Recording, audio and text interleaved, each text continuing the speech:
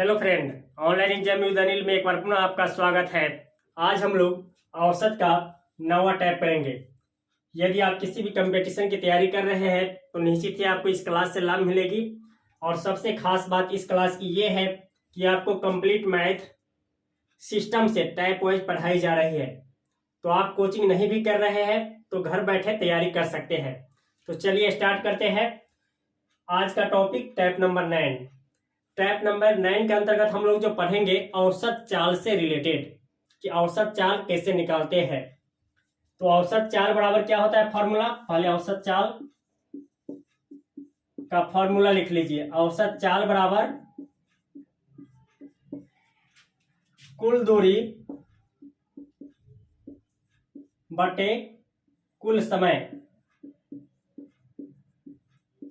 ये याद करना है आपको कि औसत चाल कैसे निकालते हैं। सबसे पहले टोटल डिस्टेंस ऊपर रखेंगे अपॉन टोटल टाइम टेकन, कितना समय लिया गया है उससे भाग देना है। इस प्रकार औसत चाल निकालते हैं और कई सारे कंसेप्ट बताएंगे। तो सबसे पहले आपके सामने प्रश्न ला रहे हैं, फिर क्वेश्चन करवाएंगे कंसेप्ट के साथ। चलिए पहला क्वेश्चन देखिए। ये रहा पहला प्रश्न। आप लोग किए भी होंगे, किए हैं तो आंसर कमेंट कीजिए, नहीं किए हैं तो समझिए।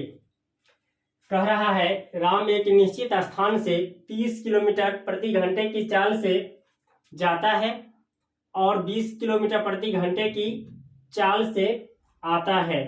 पूरी यात्रा में उसका औसत चाल क्या होगा। तो क्या करना है,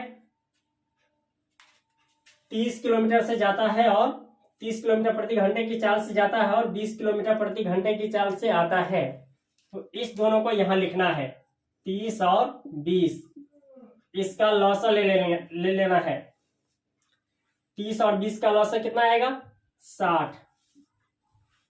अब मान के चलना है कि टोटल डिस्टेंस कितना है 60 किलोमीटर जाना है, 60 किलोमीटर आना है।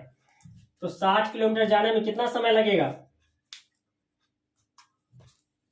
60 में 30 से भाग दे देना है क्योंकि जाते समय 30 के चाल से जा रहा है तो 2 आएगा। फिर 60 में 20 से भाग देंगे तो 3 आएगा। अभी आपको बताए हैं औसत चाल बराबर average speed equal to total distance. 60 जाएगा 60 आएगा तो 60 कितना हो जाएगा 120। कितना समय लग रहा है 2 घंटे जाने में, 3 घंटे आने में, तो 5 से भाग दे देंगे। कितने से कटेगा 24 से। यदि आप ऐसे सोचते कि 30 से जा रहा है 20 से आ रहा है तो 30 20 50 करते, 2 से भाग देते तो 25 आ जाता, जो पहला ऑप्शन है। लेकिन ये गलत है।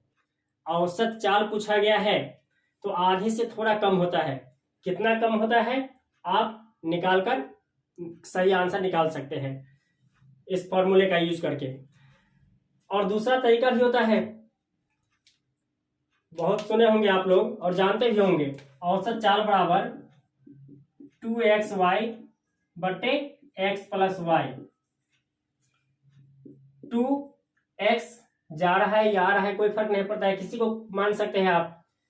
तो x का मान क्या हो जाएगा 30 और कितने से आ रहा है 20 से, तो 20 बटे x प्लस y। 30 प्लस 20 50। अब काट दीजिए, 0 से 0 कट जाएगा, 5 छके 30, 6 दूनी 12, 12 दूनी 24, तभी आंसर कितना आ जाएगा 24। लेकिन इसके लिए कंडीशन होता है कि चाल 2 ही रहे, मतलब जाए और आए, तभी जाके ये अप्लीकेबल होता है। लेकिन ये कंडीशन हमेशा अप्लीकेबल होता है, चाहे जितनी चाल से जितना दूरी तय करे, हमेशा इसका यूज कर सकते हैं। तो चलिए लाते हैं अगला प्रश्न आपके सामने। ये रहा दूसरा प्रश्न। कह रहा है एक व्यक्ति अपनी पूरी यात्रा को 3 भागों में बांटता है और उसे क्रमशः 5, 10 तथा 15 किलोमीटर की चाल से पूरा करता है। तो व्यक्ति का औसत चाल क्या है। यहां फॉर्मूला एप्लीकेबल नहीं हो पाएगा क्योंकि जो फार्मूला बताए थे 2 के लिए केवल एप्लीकेबल था, लेकिन यहाँ 3 टर्म आ गया, तो 3 का जो फार्मूला होता है बहुत कॉम्प्लिकेटेड होता है। इससे अच्छा है आप सिंगल एलसीएम मेथड अपनाएंगे और आपका आंसर आ जाएगा। चलिए करते हैं हम लोग। 5, 10 और 15 का लसन लेना है, तो यहां लिखना है 5, 10 और 15।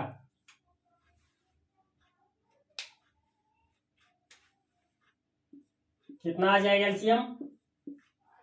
60, सॉरी 5, 10 और 15 का एलसीएम 30 आ जाएगा।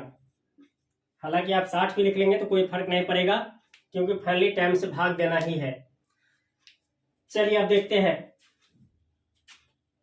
अब 3 भाग में दूरी को बांटा गया है, तो मानेंगे पहला भाग 30 है, दूसरा भाग 30 है, तीसरा भाग भी 30 है।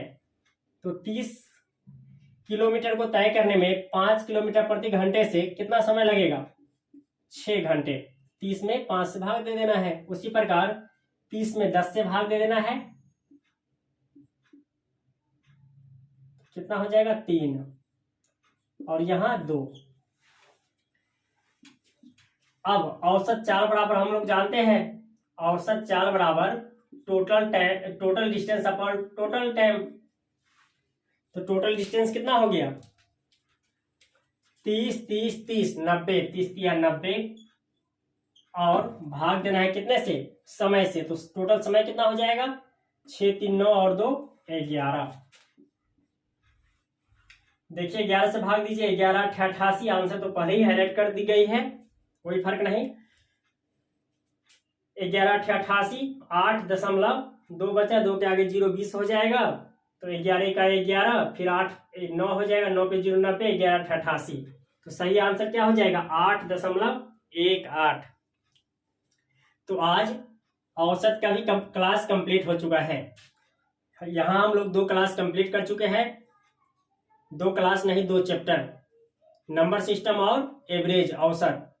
अब तीसरा चैप्टर स्टार्ट करेंगे अगले क्लास में। वह चैप्टर रहेगा औसत, और औसत हो चुका है अनुपात और समानुपात, रेशियो एंड प्रपोर्शन। इस क्लास की खास बात आपको बार बार बताई जा रही है कि आपको सिस्टम से chapter wise, concept wise class दी जा रही है। थोड़ा कमी रह जा रही है, क्वेश्चन कम करवा रहे हैं। इसका रीजन आपके सामने दिख रहा है। यहाँ डिजिटल बोर्ड नहीं है, इसलिए।